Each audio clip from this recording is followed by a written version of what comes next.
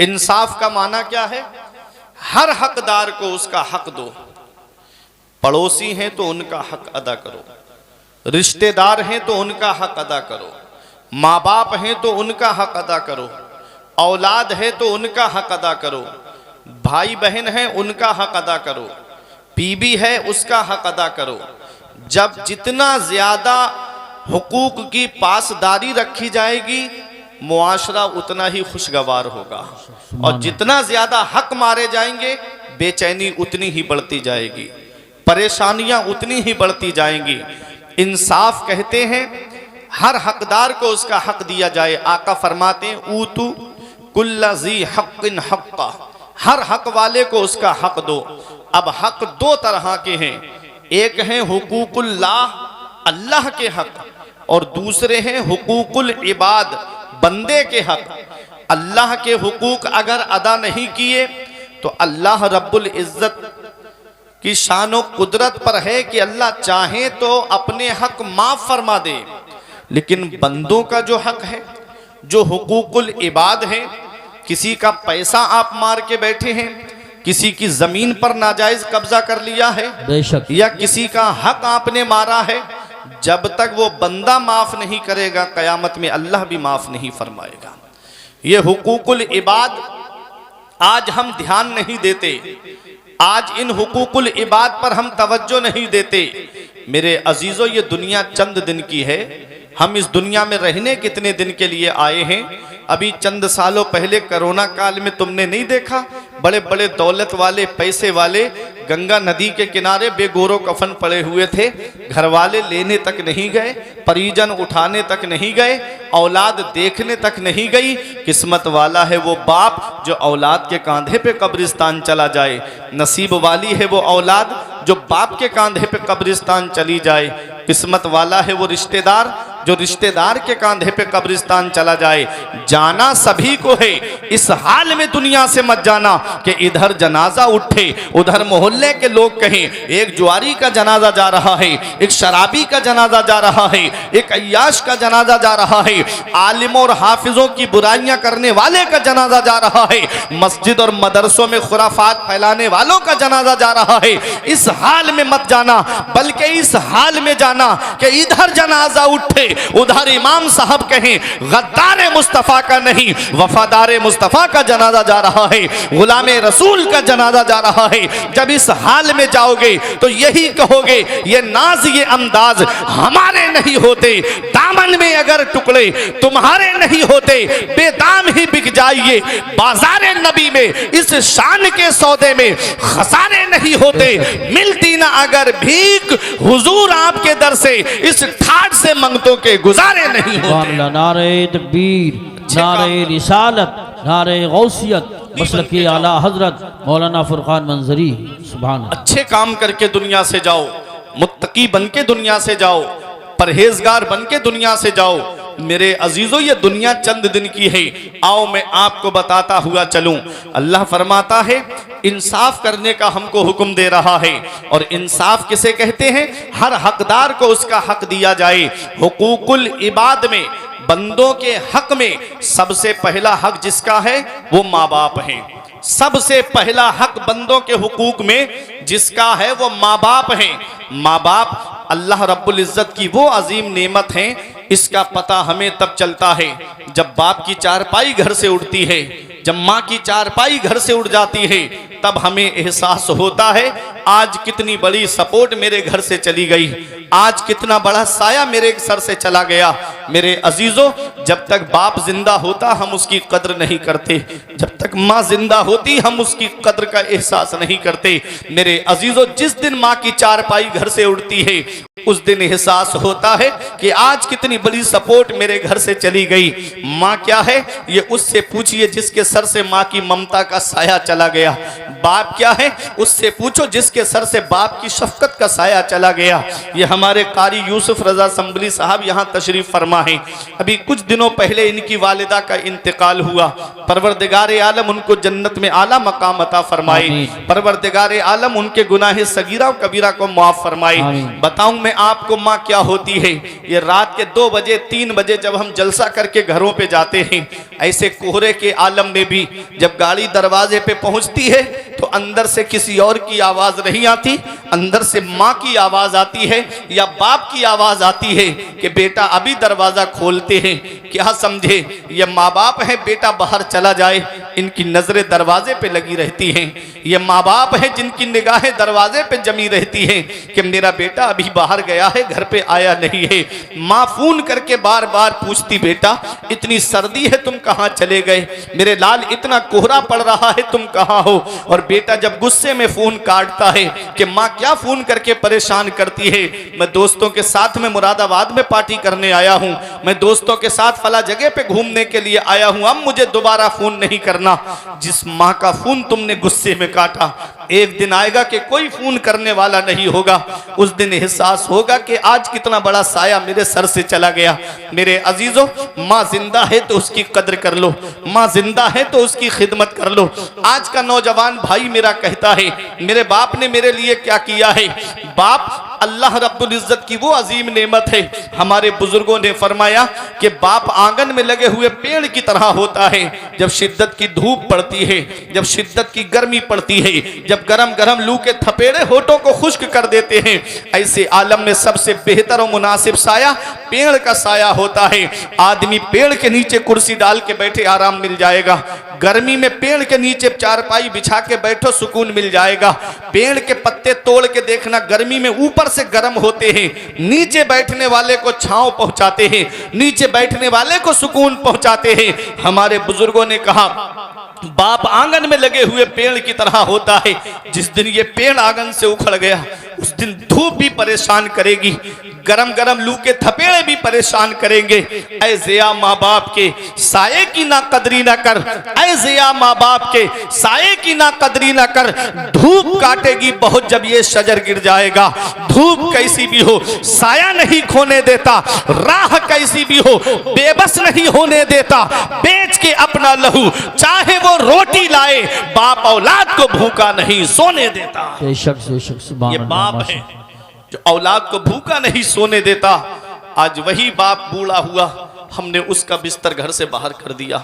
आज वही माँ बुढ़ापे की दहलीज पे पहुंची, जब उसे हमारे सहारे की जरूरत हुई, हमने अपनी माँ का बिस्तर घर से बाहर कर दिया। आज हमारे कमरों में कूलर चले, गर्म एसी का इंतजाम। अल्लाह अकबर। और माँ है कि अपने पुरानी झोपड़ी में रह करके जिंदगी गुजार रही है। क्या इस दिन के लिए बाप ने औलाद को पाला था? क्या इस दिन के लिए माँ ने औलाद के लिए दुआएं की थी? जब माँ बाप बुढ़ापे की दहलीज पे पहुंचे तो औलाद माँ बाप का बिस्तर घर से बाहर कर दे। हम मौलाना रूम फरमाते हैं, पहली मोहब्बत है माँ बाप की जो दुनिया में बदला मांगती है। अगर तुम अपने माँ बाप के साथ भलाई करोगे तो तुम्हारी औलाद तुम्हारे साथ भलाई करेगी, और अगर तुमने अपने माँ बाप के साथ भलाई नहीं की तो बुढ़ापे में ये उम्मीद लगा के मत बैठना कि तुम्हारी औलाद तुम्हारा सहारा बन जाएगी।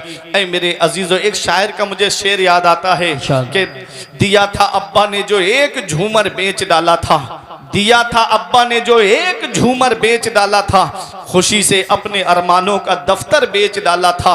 बुलंदी मिल गई तो भूल बैठे हैं वही बेटे, कभी जिनके लिए अम्मी ने जेवर बेच डाला था। बुलंदी मिल गई तो भूल बैठे हैं वही बेटे, कभी जिनके लिए अम्मी ने जेवर बेच डाला था। ऐ मेरे अजीजों, पैसों के लिए भेजते हैं बच्चे अरब हम, खुशियों की घड़ी आई तो बच्चे नहीं आए। किस काम की परदेश में फिर ऐसी कमाई जब माँ के जनाजे पे ही बेटे नहीं आए। अल्लाह अकबर। मेरे अजीजों, माँ बाप अल्लाह की बहुत बड़ी नेमत हैं।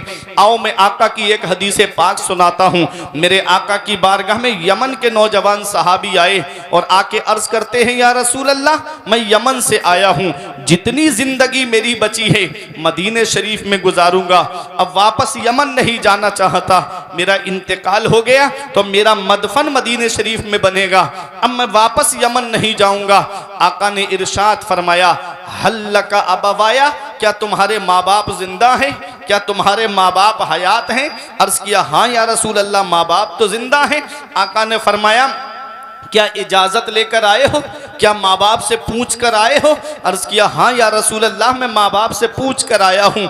आका ने फरमाया जब इजाज़त ली तो ये बताया कि अब उनका बेटा वापस नहीं आएगा? अर्ज किया हाँ या रसूल अल्लाह, मैंने ये भी बताया है कि आखिरी बार मेरा चेहरा देख लो, अब आज के बाद मैं वापस नहीं आऊँगा। मेरे आका फरमाते जब तुमने ये कहा कि अब उनका बेटा वापस नहीं आएगा तो उनका हाल क्या था? हंस रहे थे कि रो रहे थे? सहाबी की आंखों में आंसू आ गए। अर्ज करते हैं या रसूल अल्लाह, जब मैंने अपने माँ बाप से कहा कि मुझे आखिरी बार देख लो, अब मैं मदीने शरीफ में रहूंगा, वापस नहीं आऊंगा, तो मेरे माँ बाप मेरे गले लग के फूट फूट के रो रहे थे, उनकी आंखों में आंसू थे।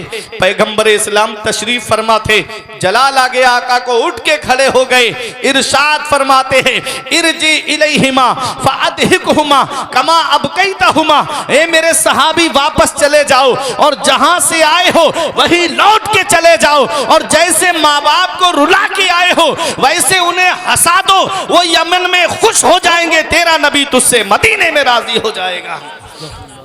ओ माँ बाप को सता करके उम्रे के टूरों पे टूर करने वालों, ओ माँ बाप को सता करके बगदाद के चक्करों पे चक्कर लगाने वालों, माँ बाप एक एक पैसे की दवाई के लिए परेशान हैं और बेटा अजमेर की बड़ी देग में पैसे डाल कर आ रहा है, माँ बाप एक एक पैसे की दवाई के लिए परेशान है और बेटा शिमला मसूरी नैनीताल की सैर कर रहा है। याद रखना आका फरमाते हैं जिससे उसके माँ बाप राजी उससे अल्लाह राजी, उसका रसूल राजी, और जिससे उसके माँ बाप नाराज उससे ना अल्लाह राजी ना उसका रसूल राजी। घर में रूठे हुए माँ बाप को मना लो, वो हाथ उठा के दुआ कर देंगे। आका फरमाते हैं माँ बाप की दुआ औलाद के हक में ऐसे कबूल होती है जैसे नबियों की दुआ उम्मत के हक में कबूल होती है। दुकान में बरकत नहीं है तो माँ बाप से दुआएं कराओ, कारोबार में बरकत नहीं है तो माँ बाप से दुआएं कराओ, घरों के अंदर सुकून नहीं है तो माँ बाप से दुआएं कराओ, मुसीबतों ने घरों का दरवाजा देख लिया है तो माँ बाप से दुआएं कराओ। मेरे सर से मेरी सारी मुसीबत डाल देती है, मेरी माँ मेरे दामन में दुआएं डाल देती है। परेशान हो अंधेरों से तो जाओ माँ के कदमों में, वो जब चाहे मुकद्दर में उजाले डाल देती है। माँ बाप की दुआएं लिया करो। माँ बाप अल्लाह की बहुत बड़ी नेमत, इसका पता तब चलता है जब माँ का साया सर से उठ जाता है। चीज की कद्र चीज के ना होने पे की जाती है। बेटा बाहर चला जाए तो हमारी सबसे ज़्यादा परवाह करने वाली जो शख्सियत है वो हमारी माँ है और हमारा बाप है। आज वही बूढ़े हुए तो हम उनसे क़त्अ ताल्लुक़ कर लेते हैं, उनके हुकूक की अदायगी नहीं करते। अल्लाह कुरान में क्या फरमाता है? 15वां पारा अल्लाह फरमाता है वक़ज़ा रब्बुका अल्ला तअबुदू इल्ला इय्याहु व बिल वालिदैनि इहसाना इम्मा यबलुगन्ना इंदकल किबरा अहदुहुमा व किलाहुमा फला तक़ुल लहुमा उफ़्फ़िन वला तनहरहुमा व क़ुल लहुमा क़ौलन करीमा। अल्लाह फरमाता है हुक्म दिया तेरे रब ने कि अपने रब के सिवा किसी की बंदगी ना करो और अपने माँ बाप के साथ में हुस्न सलूक करो, अपने माँ बाप के साथ में भलाई करो। इम्मा यबलुगन्ना इंदकल किबरा अहदुहुमा ओ किलाहुमा, वो दोनों बुढ़ापे को पहुँच जाए या उनमें का कोई एक बुढ़ापे को पहुँच जाए, अल्लाह फरमाता है तो उन्हें उफ भी नहीं कहना है, उन्हें झिड़कना नहीं, उनसे जब भी बात करना है वह क़ुल लहुमा क़ौलन करीमा, जब भी बोलना तो मोहब्बत से बोलना, जब भी बोलना तो प्यार से बोलना। क्या मतलब ये है हमारे उलमा फरमाते हैं कि औलाद को माँ बाप से ऐसे बात करनी चाहिए जैसे ग़ुलाम अपने आका से बात करता है, जैसे नौकर अपने मालिक से बात करता है, जैसे नीचे का अधिकारी बड़े अधिकारी से बात करता है। मेरे अजीज़ों, अगर बाप रास्ता चल रहा है बिला वजह अगर औलाद बाप के आगे चले तो ऐसी औलाद को बेअदबों में शुमार किया जाता है। बाप अल्लाह की बहुत बड़ी नेमत है, माँ अल्लाह की बहुत बड़ी नेमत है। अल्लाह कुरान में फरमाता है वक़्फ़िद लहुमा जनाह ज़ुल्ल मिनर रहमा वक़ुर रब्बिरहमहुमा कमा रब्बयानी सगीरा। अल्लाह फरमाता है अपने माँ बाप के लिए मेहरबानी का बाजू बिछाओ और ऐसे दुआ करो, या अल्लाह मेरे माँ बाप पे ऐसा रहम फरमा जैसा उन्होंने बचपन में मेरे ऊपर रहम किया था। बाप कितनी मोहब्बत करता है अपनी औलाद से। ये हाजी साहब हैं, अपने बेटे से कितनी मोहब्बत करते हैं, अपने बेटे से कितना प्यार करते हैं। आज नबी की सुन्नत इन्होंने अदा की है, अकीका किया अपने बेटे का।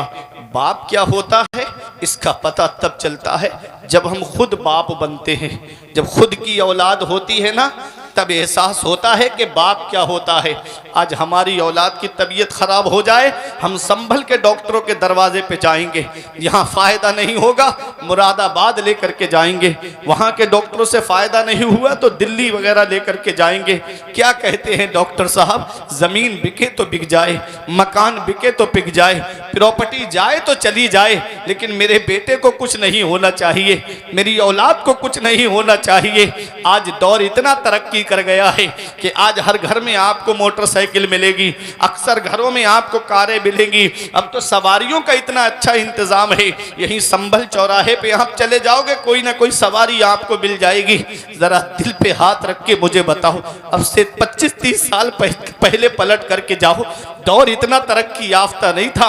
आज अक्सर हर तरफ आपको सीमेंटेड रोड मिलेंगे, पहले कच्ची सड़कें हुआ करती थी। मेरे अजीजों, पहले सवारियों का इतना इंतजाम नहीं था जितना सवारियों का इंतजाम आज है।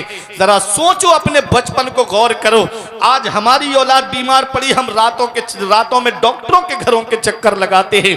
आज जिस बाप की खांसी अच्छी नहीं लगती, जिस माँ का बोलना आज हमको अच्छा नहीं लगता, जब बचपन में हम बीमार पड़े थे, यही हमारी बूढ़ी माँ है जिसने सर्दी में अपनी चादर अपनी औलाद को उड़ा दी, खुद तो ठिठरती रही लेकिन बेटे को सर्दी लगने नहीं दी।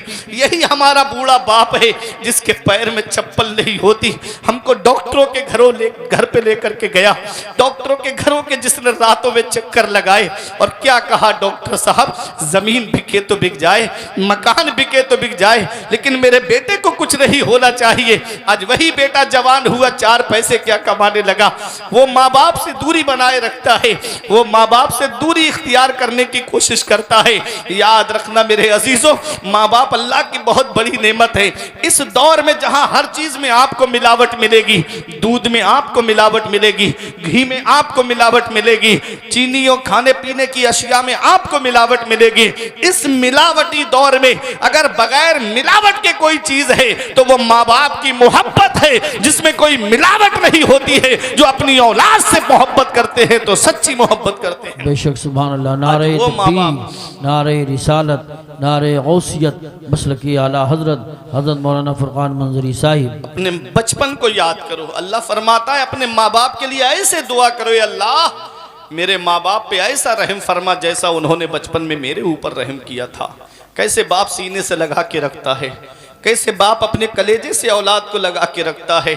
आज वो बेटा क्या जाने जिसे मोबाइल चलाने से फुर्सत नहीं मिलती, जिसे मोबाइल चलाने से फुर्सत नहीं मिलती, वो बेटा क्या जाने कि उसके बाप ने कितनी रातें बैठ करके गुजारी हैं। उसे क्या पता कि उसकी माँ ने कितनी रातें जो है इसके सरहाने बैठ करके गुजारी हैं। एक रोज़ मैंने क्या कहा, तबीयत ख़राब है, माँ ने तमाम रात दुआ में गुजार दी। अल्लाह अकबर मेरे अजीज़ों, ये माँ है, ये बाप है जिसके हुकूक से आज औलाद भागती नजर आ रही है। इल्ला माशा अल्लाह, कुछ ऐसे भी बेटे हैं जो माँ बाप की खिदमत करते हैं। एक पैगाम दूंगा अपने अजीजों को कि अगर अल्लाह ने 3-4 बेटे दिए हैं तो एक बेटा मदरसे में जरूर भेज देना, एक बच्चे को आलिम या हाफिज जरूर बना देना। जब दुनिया में सब साथ छोड़ जाते हैं ना माँ बाप का, मैंने देखा है जब जिस बेटे के पास दीनी तालीम होती है वो अपनी माँ की खिदमत करने को अपनी जन्नत समझता है, अपने बाप की खिदमत करने को जन्नत समझता है। और दुनियावी तालीम हासिल करने वालों को भी मैंने देखा, कोई शहर में हॉस्पिटल खोल के रह रहा है, कोई अपना इंजीनियर है तो अलग ऑफिस बना करके रह रहा है। बाप के इंतकाल का वक्त करीब आया, लाखों रुपये जिस औलाद की पढ़ाई पे खर्च किए, लाखों रुपये जिसकी तालीम पे खर्च किए, वो तो ऑफिस बना करके हॉस्पिटल बना करके अलग अलग अपनी जिंदगी गुजार रहे हैं। और बाप है इधर बिस्तरे मर्ग पे लेटा हुआ है, रूह निकलने में दुश्वारी हो रही है। बाप कहता है कि मेरे बेटों को बुला दो, तो कोई कहता है अभी वक्त नहीं मिल रहा है, कोई कह रहा है कि टिकट नहीं मिल रहा है, कोई कहता है कि कल आ जाऊंगा, आज बहुत जरूरी काम है ऑफिस का। मेरे अजीजों, और कभी देखना जिस बेटे को आलिम या हाफिज बनाया है वो दौड़ के आएगा अपने वालिद के पास में और कहता है अब्बा क्या बात है, अब्बा अब अगर कहेंगे बेटे बहुत तकलीफ हो रही है, तो वही बेटा सरहाने बैठ करके सूरह यासीन की तिलावत करता हुआ नजर आएगा। मेरे अजीजों, मैं सबको नहीं कहता, बड़े बड़े फर्माबरदार बेटे भी है, लेकिन अक्सरियत इसी तरफ है। मेरे अजीजों के बुढ़ापे में माँ बाप से दूरी इख्तियार कर ली जाती है।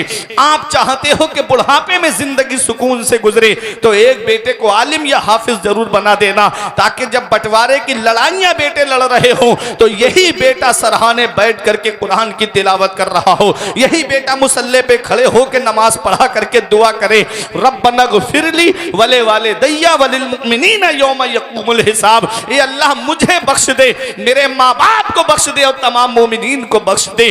वो दुआ जमीन के ऊपर करेगा, अल्लाह उसके माँ बाप को जमीन के नीचे बख्श देगा। सुभान अल्लाह, माशाअल्लाह। ये मेरे अजीजों, मरने से पहले मरने की तैयारी करो। मूतू कबला अन तमूतू, मरने से पहले मरने की तैयारी करो। ये दुनिया चंद दिन की है। माँ बाप के हुकूक औलाद पर बहुत हैं।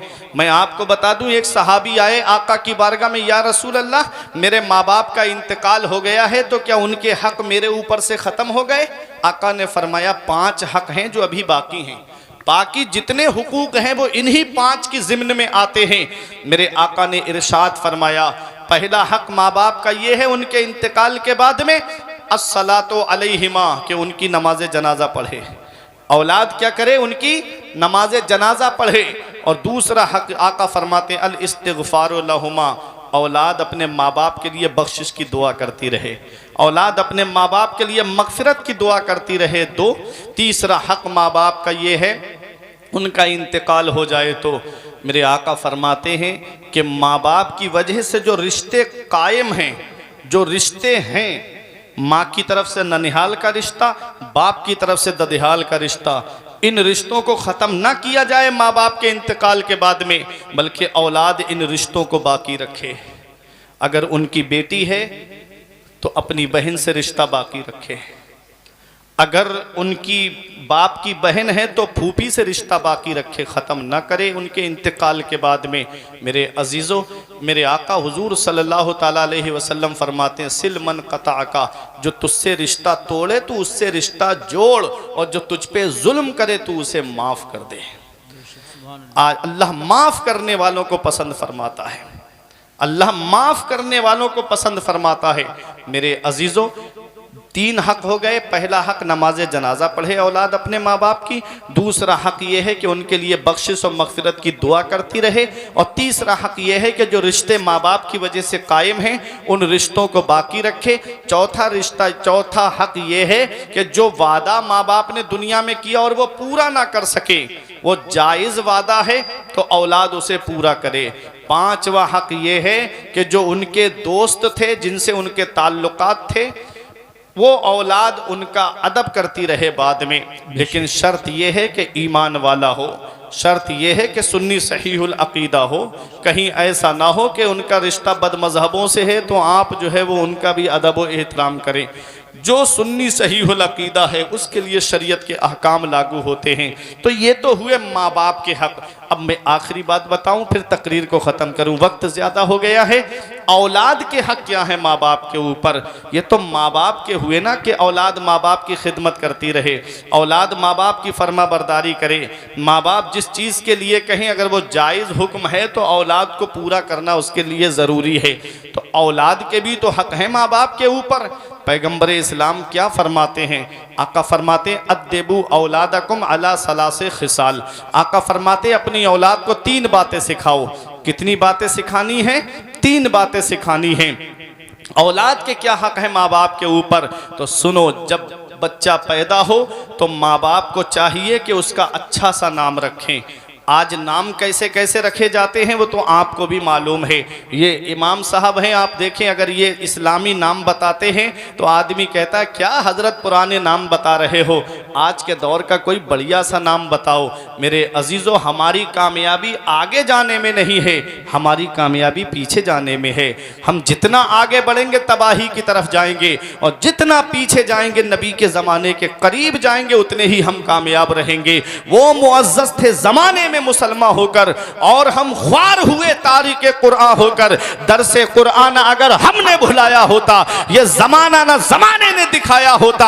हमें करनी है शहंशाह बतहा की रजा जोई, वो अपने हो गए तो रहमते परवरदिगार अपनी तरीके मुस्तफ़ा को छोड़ना है वजह बर्बादी, इसी से कौम दुनिया में हुई बेइख्तिदार अपनी। आज हमने नबी की शरीयत पर चलना छोड़ दिया, नबी के बताए तरीके पे चलना छोड़ दिया, नबी के बताए रास्ते पे चलना छोड़ दिया। पैगंबर इस्लाम फरमाते हैं सबसे अच्छा नाम अब्दुल्ला अब्दुर रहमान है।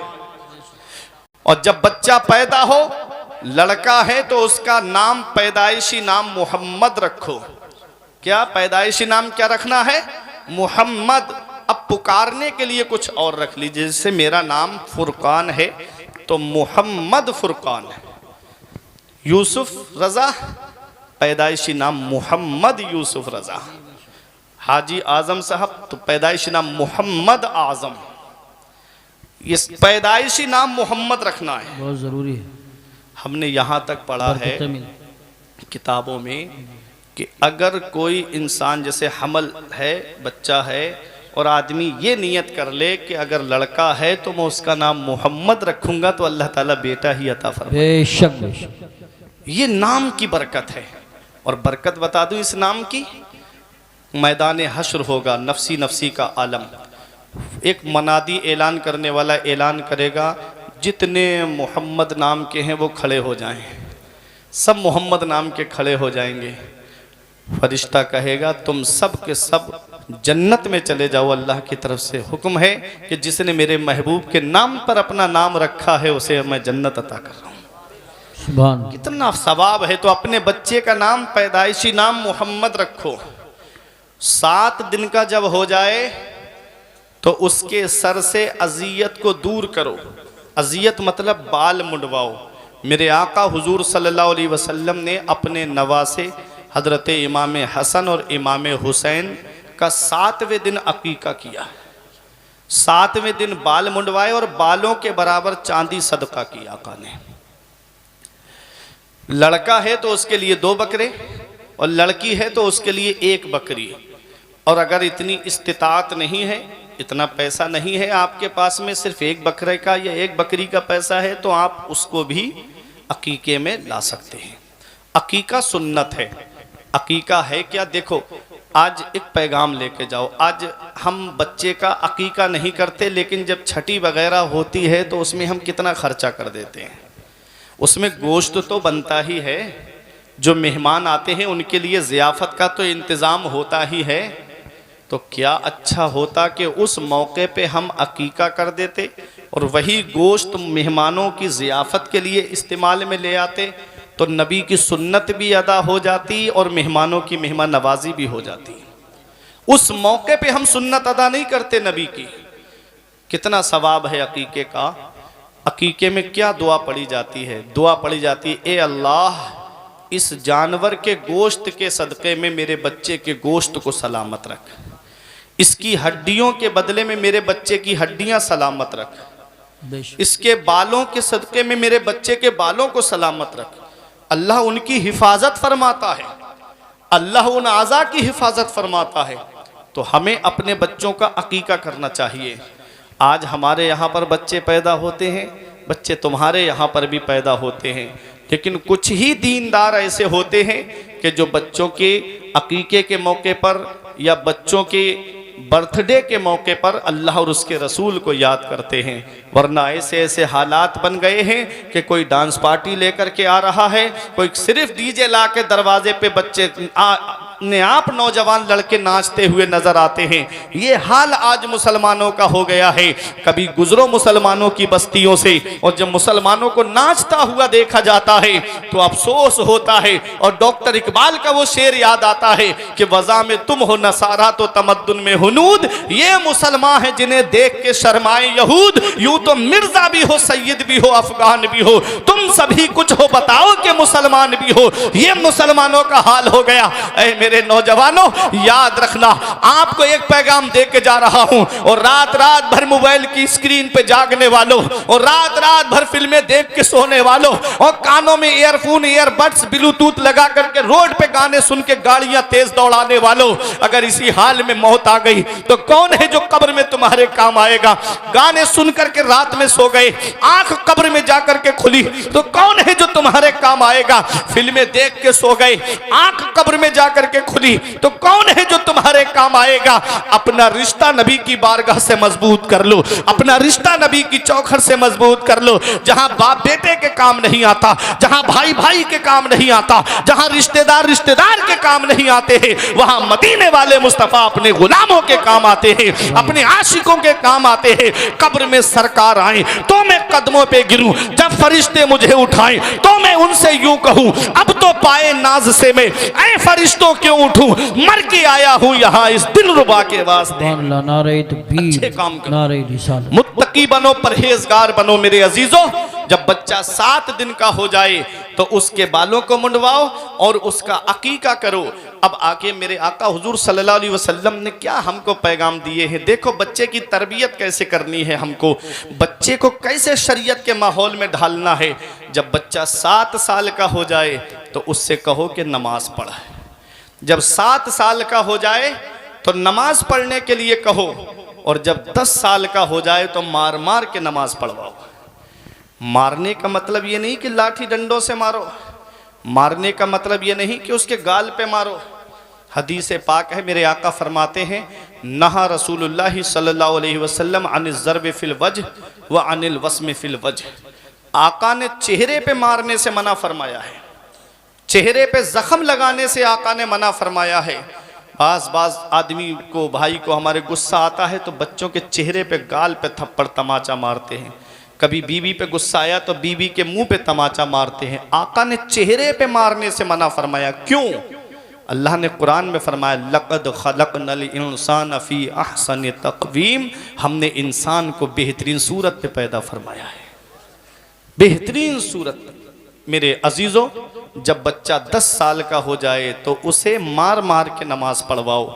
जब बचपन से आप नमाज पढ़वाएंगे तो वो नमाज का पाबंद हो जाएगा।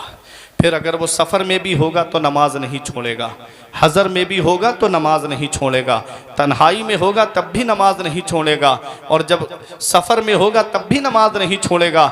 मेरे अजीज़ों, जब वो नमाज का पाबंद हो जाएगा तो नमाजी के बारे में तो कुरान में क्या आया है? अल्लाह फरमाता है, इन्न सलात तन्हा अनिल फहशाई वल मुनकर, बेशक नमाज बेहयाई और बुरी बातों से रोक देती है। जब बच्चा नमाजी होगा तो बेहयाई से भी बचेगा, जब बच्चा नमाजी होगा तो बुरी बातों से भी बचेगा। इसलिए अपने बच्चे को बचपन ही से नमाजी बना दो। अब नमाजी वही बाप बनाएगा ना जो खुद नमाज पढ़ता होगा, जो खुद मस्जिद जाएगा। वो उसका बेटा ना नमाज पढ़ने के लिए जाएगा। अब बाप खुद 8 बजे दिन में सो के उठ रहा है और बच्चे से कह रहा है तूने फजर क्यों नहीं पढ़ी, तो कहाँ बच्चा अमल करेगा? उसके लिए हमें खुद पहले अमल वाला बनना पड़ेगा, पहले उसके लिए हमें खुद उस पर अमल करना पड़ेगा, तब औलाद। क्योंकि बाप, बेटा जो है वो बाप को कॉपी करता है, बेटा जो है वो बाप को अपने बाप को फॉलो करता है। बाप अगर नमाजी होता है तो बेटा भी नमाजी बन जाता है, बाप अगर अच्छे काम करने वाला होता है तो बेटा भी अच्छे काम करने वाला बन जाता है। इसलिए मेरे अजीजों, अपनी औलाद को अच्छी तरबियत दो, अपनी औलाद को अच्छे काम सिखाओ, अपनी औलाद को अच्छी बातें बताओ। मेरे अजीजों, आप बैठिएगा, बस मेरी बात ख़त्म होने जा रही है। 10 साल का हो जाए बच्चा तो उसे मार मार के नमाज पढ़वाओ, और जब बच्चा समझदार हो जाए तो मेरे अजीजों, मेरे आका की अब वो हदीस सुन लो, उसका तर्जमा, मेरी तकरीर ख़त्म। आका फरमाते हैं, अद्दिबू औलादकुम अला सलासे खिसाल, अपनी औलाद को 3 बातें सिखाओ। कितनी? 3 बातें सिखाओ। आका फरमाते हैं, हुब्बे नबीयकुम, उनके दिल में नबी की मोहब्बत डाल दो। वह हुब्बे अहले बैती, आका फरमाते हैं मेरे अहले बैत की मोहब्बत डाल दो। और तीसरी बात आका ने फरमाई, व क़िराअतिल कुरान, और अपनी औलाद को कुरान पढ़ना सिखाओ। कितनी बातें आका ने? 3 बातें फरमाई। औलाद के दिल में नबी की मोहब्बत डाल दो, औलाद के दिल में अहले बैत की मोहब्बत डाल दो, औलाद को कुरान पढ़ना सिखाओ। ये 3 बातें ऐसी हैं। देखो, नबी की मोहब्बत जहन्नम से बचाती है, अहले बैत की मोहब्बत जहन्नम से बचाती है। और जब कुरान की तालीम तुम्हारे बच्चे के पास में होगी तो तुम्हारा बच्चा हर मोड़ पे कामयाब नजर आएगा, तुम्हारा बच्चा हर महाज पे कामयाब नजर आएगा। किसी भी मोड़ पे बच्चा नाकाम नहीं होगा जब कुरान की तालीम उनके पास होगी, जब तुम्हारे मजहब की तालीम उनके पास होगी, जब तुम्हारे दीन की तालीम उनके पास में होगी। तो यूनिवर्सिटी और कॉलेजों में ईमान के लुटेरे बैठे हुए हैं, तुम्हारे बच्चे के पास जब दीनी तालीम होगी तो कोई उनके ईमान को लूट नहीं पाएगा, उनके अकीदे को कोई लूट नहीं पाएगा। अहले बैत की मोहब्बत उनके दिल में डालो, नबी की मोहब्बत उनके दिल में डालो। मेरे अजीजों, जिसके दिल में नबी की मोहब्बत है वो किसी मोड़ पे नाकाम नजर नहीं आते हैं। जिनके दिल में नबी की मोहब्बत होती है, देखो उनकी शान क्या होती है। हजरत बिलाल हबशी के दिल में नबी की मोहब्बत है।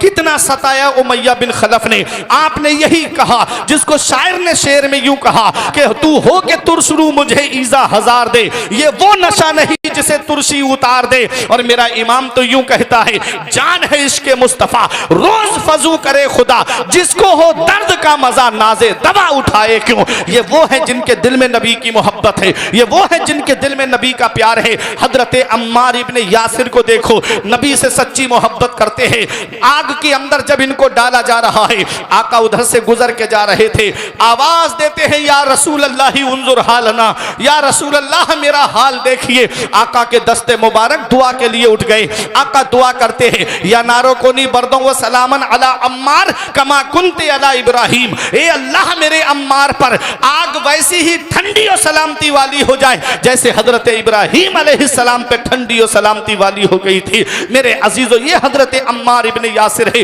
आग के अंदर गए, थोड़ी देर के बाद बाहर निकल आए।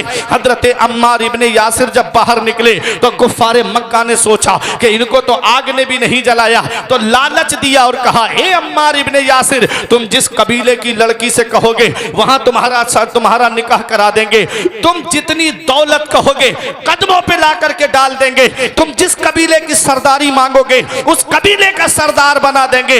बस एक शर्त है, नबी से मोहब्बत करना छोड़ दो, नबी से प्यार करना छोड़ दो, नबी का नाम लेना छोड़ दो। जवाब सुनो अम्मार इब्ने यासिर का, फरमाते, ओ लोगों, सारी दुनिया की दौलत लाकर मेरे कदमों पे रख दोगे तब भी मैं अपने नबी का नाम लेना नहीं छोड़ सकता, नबी से मोहब्बत करना नहीं छोड़ सकता। आला हजरत पुकार के कहते हैं, उनका मंगता पांव से ठुकरा दे वो दुनिया का ताज, उनका मंगता पांव से ठुकरा दे वो दुनिया का ताज, जिसकी खातिर मर गए मुनीम रगड़ कर एड़ियां, ताजे रूहुल कुद्स के मोती जिसे सजदा करे रखती हैं कितना वकार, अल्लाहु अकबर एड़ियां। ये नबी के गुलामों की शान है, ये नबी के आशिकों की शान है। इसलिए अपनी औलाद के दिल में नबी की मोहब्बत डाल दो, अपनी औलाद के दिल में नबी का प्यार डाल दो। अब दूसरी बात आका फरमाते हैं, मेरे अहले बैत की मोहब्बत उनके दिल में डाल दो। अपनी बच्चियों को हजरत फातिमा का पर्दा बताओ, अपनी बच्चियों को हजरत ज़ैनब का पर्दा बताओ, अपनी बच्चियों को हजरत सकीना का पर्दा बताओ। कभी इर्तिदाद की तरफ नहीं जाएंगी। जब तुम्हारी बच्चियों के हाथ में सीरत फातिमा की किताब होगी, सीरत ज़ैनब की किताब होगी, सीरत सकीना की किताब होगी, उनको मोबाइल नहीं सीरत फातिमा की किताब उनके हाथ में दे दो, कभी इर्तिदाद की तरफ नहीं जाएंगी। वो जानेंगी हजरत फातिमा का पर्दा क्या है, हजरत ज़ैनब का पर्दा क्या है, हजरत सकीना का पर्दा क्या है। वो हजरत फातिमा जिन्होंने अपने शौहर अली शेर खुदा से कहा, जब मेरा इंतकाल हो जाए तो मेरा जनाजा रात के अंधेरे में निकालना। अली शेर खुदा कहते हैं, दोनों आलम के मालिक व मुख्तार की बेटी हो फातिमा। ऐसा क्यों? कहा कि जिस फातिमा के सर के बाल को आसमान के चांद और सूरज ने भी नहीं देखा है, उसके जनाजे पर किसी गैर महरम की नजर ना पड़े। अल्लाह अकबर, ये पर्दा है हजरत फातिमा का। मेरा इमाम कहता है, जिनका आंचल ना देखा महो महर ने, उस रिदाए नुजाहत पे लाखों सलाम। सैयदा जाहिदा तैयबा ताहिरा जाने अहमद की राहत पे लाखों सलाम। खूने खैरुर रसूल से है जिनका खमीर, उसकी बेलौस तीनत पे लाखों सलाम। ये हजरत फातिमा का पर्दा है, ये हजरत फातिमा के पर्दे की शान है। वो हजरत ज़ैनब, हजरत अब्दुल्ला बिन सहल कहते हैं कि मैं 15 साल हजरत ज़ैनब के घर का पड़ोसी रहा। मैंने पर्दे में भी छुपी ज़ैनब नहीं देखी। पर्दे में औरत जब कभी घर से निकलती है तो नजर आ जाती है कभी कभी, वो कहते हैं मैंने पर्दे में भी छुपी ज़ैनब नहीं देखी। कितना पर्दा रहा होगा उनका, कितनी शान है उनके पर्दे की। और वो हजरत सकीना जब ये काफिला यजीद के दरबार में जा रहा था तो जब दमिश्क में दाखिल होने वाला था तो मेरे नबी के एक सहाबी ने देखा कि ये तो नवासे रसूल का सर है, तो वो रोते हुए आए और जब करीब आए तो कुछ दिरहम दीनार की थैली लेकर के हजरत सकीना के पास आए और कहा कि ये आप मुझसे कबूल कर लीजिए। आपने फरमाया मुझे नहीं चाहिए ये, और तुम कौन हो जो इस बेकसी के आलम में हमारी मदद कर रहे हो? यहाँ तो कोई हमारी मदद के लिए आगे नहीं बढ़ रहा है, तुम कौन हो? कहा मैं तुम्हारे नाना का गुलाम हूँ, मैं तुम्हारे नाना का सहाबी हूँ। तो हजरत सकीना ने कहा ये दिरहम हमको नहीं चाहिए, जिसके हाथ में मेरे बाबा के सर वाला नेज़ा है ये दिरहम उसको ले जाके दे दो, और उससे कहो कि ये सरे मुबारक लेके आगे चला जाए, हमारे करीब से दूर चला जाए। तो कहा इससे आपको क्या फ़ायदा होगा? तो हजरत सकीना ने कहा कि ये सरे मुबारक हमारे बराबर में चल रहा है तो लोगों की नज़रें हमारे चेहरों पे पड़ रही हैं, जब ये सरे मुबारक आगे चला जाएगा तो नज़रें सबकी सरे मुबारक पे होंगी, हमारा पर्दा महफूज रहेगा। ये अपनी बच्चियों को बताओ कभी इर्तिदाद की तरफ नहीं जाएंगी। अपनी बच्चियों को हजरत फ़ातिमा का पर्दा बताओ, अहले बैत की शान बताओ उनको, अपने बच्चों को अपने बेटों को इमाम हुसैन की इस्तिकामत बताओ, इमाम हुसैन का सब्र बताओ। आका फरमाते हैं मेरे अहले बैत की मोहब्बत उनके दिल में डाल दो, मेरे अहले बैत का प्यार उनके दिल में डाल दो। और अहले बैत क्या हैं, पंजतन क्या हैं? आका ने फरमाया राई तो लैलता उसरिया भी अला बाबिल जन्नत मकतूबा। आका फरमाते जब मैं मेराज को तशरीफ़ ले गया तो मैंने जन्नत के दरवाजे पे लिखा हुआ देखा। सहाबा ने अर्ज़ किया आका क्या लिखा हुआ था? आका फरमाते हैं लिखा है ला इलाहा इल्लल्लाहु मुहम्मदुर रसूलुल्लाह। कलमा शरीफ लिखा है और लिखा है अलीयुन हिब्बुल्लाह, फातिमतो खियारतुल्लाह, अल हसन वल हुसैन सिफ़वतुल्लाह व अला बाग़िदिहिम लानतुल्लाह। मेरे आका फरमाते जन्नत के दरवाजे पे मेरा नाम लिखा हुआ है और लिखा है कि अली अल्लाह का महबूब है, फातिमा अल्लाह की पसंदीदा बंदी है, हसन और हुसैन अल्लाह के चुनीदा बंदे हैं, और जो इनसे बुग़्ज़ रखता है, जो इनसे नफरत करता है, उस पर अल्लाह की लानत है। मेरे अजीज़ों क्या समझे, जन्नत के दरवाजे पे मेरे नबी का नाम लिखा है, जन्नत के दरवाजे पर मौला अली का नाम लिखा है, जन्नत के दरवाजे पर हजरत फातिमा का नाम लिखा है, जन्नत के दरवाजे पर हसनैन करीमैन का नाम लिखा है। मैं शायर अहले सुन्नत भाई हसीबुर रहमान के मकान पर जाऊं तब तक घर के अंदर दाखिल नहीं होगा जब तक शायर साहब की इजाजत नहीं होगी। मैं नकीब अहले सुन्नत कारी यूसुफ रजा संबली के मकान पर जाऊं तब तक घर के अंदर नहीं जा सकता जब तक कारी साहब की इजाजत नहीं होगी। मैं मौलाना इमरान नईमी साहब के मकान पर जाऊं जब तक घर के अंदर नहीं जा सकता जब तक नईमी साहब की इजाजत नहीं होगी। अरे जन्नत के दरवाजे पर किसका नाम लिखा है? दुनिया का हाल ये है कि जब तक घर वाले की इजाजत नहीं होती है हम घर के अंदर नहीं जा सकते। जन्नत के दरवाजे पर मेरे नबी का नाम लिखा है, जन्नत के दरवाजे पर मौला अली का नाम लिखा है, जन्नत के दरवाजे पर हजरत फातिमा का नाम लिखा है, जन्नत के दरवाजे पर हसनैन करीमैन का नाम लिखा है। जब तक पंजतन इजाजत नहीं देंगे किसी का बाप भी जन्नत में दाखिल नहीं हो सकता है। अल्लामा हसन कहते हैं बाग जन्नत के हैं बहरे मदह खाने अहले बैत, तुमको मुज़दा नार का दुश्मनाने अहले बैत, उनकी पाकी का खुदाए पाक करता है बयां, आया ये ततहीर से जाहिर है शान अहले बैत, बेअदब गुस्ताख फिरके को सुना दे ऐ हसन, यूं कहा करते हैं सुन्नी दास्ताने अहले बैत। तो मेरे अजीज़ों अहले बैत की मोहब्बत अपनी औलाद के दिल में डालो। तीसरी बात कुरान पढ़ना सिखाओ, कुरान की तालीम अपने बच्चों को सिखाओ। हज़रत अब्दुल्ला इब्न मसूद फरमाते हैं मन अरदल इल्मा फ़अलैहि बिल कुरान, जो तालीम का इरादा करे, जो एजुकेशन का इरादा करे, जो शिक्षा का इरादा करे, उसे चाहिए कि वो पहले कुरान की तालीम हासिल करे। पहले अपने बच्चों को कुरान पढ़ना सिखाओ, फिर उसके बाद चाहे डॉक्टर बनाओ, चाहे इंजीनियर बनाओ। जब कुरान और हदीस की तालीम उनके पास होगी तो वो अपने ईमान का सौदा करते हुए नज़र नहीं आएंगे, वो फिर काम भी करेंगे तो रज़ाए इलाही के लिए काम करेंगे। परवरदिगार आलम हम सबको अमल की तौफीक अता फरमाए। ये चंद बातें थी मैंने जो आपके सामने बयान की। दुआ है कि मेरे कुछ अर्ज़ करने में सबक़त लिसानी की वजह से या बतक़ाज़ा बशरियत कोई गलती हुई हो तो मौला मुझे माफ़ फरमाए। अस्तग़फिरुल्लाह रब्बी मिन कुल्लि ज़ंबिन व अतूबु इलैह। कलमा ये पढ़े ला इलाहा इल्लल्लाहु मुहम्मदुर रसूलुल्लाह सल्लल्लाहु अलैहि वसल्लम। ये ज़िंदगी सवारिए दिलशाद कीजिए, लम्हात ज़िंदगी के ना बर्बाद कीजिए। जब मकसद हयात इबादत खुदा की है, पढ़िए नमाज, मस्जिदें आबाद कीजिए। सभी के सामने एक दिन ज़रूर आता है, ये हुस्न फ़ानी है लेकिन गुरूर आता है। किसी क्रीम से पाउडर से कुछ नहीं होता, नमाज पढ़ने से चेहरे पे नूर आता है। रही कली तो फूल खिलेंगे, ज़िंदगी बाकी रही, फिर मिलेंगे। अस्सलाम।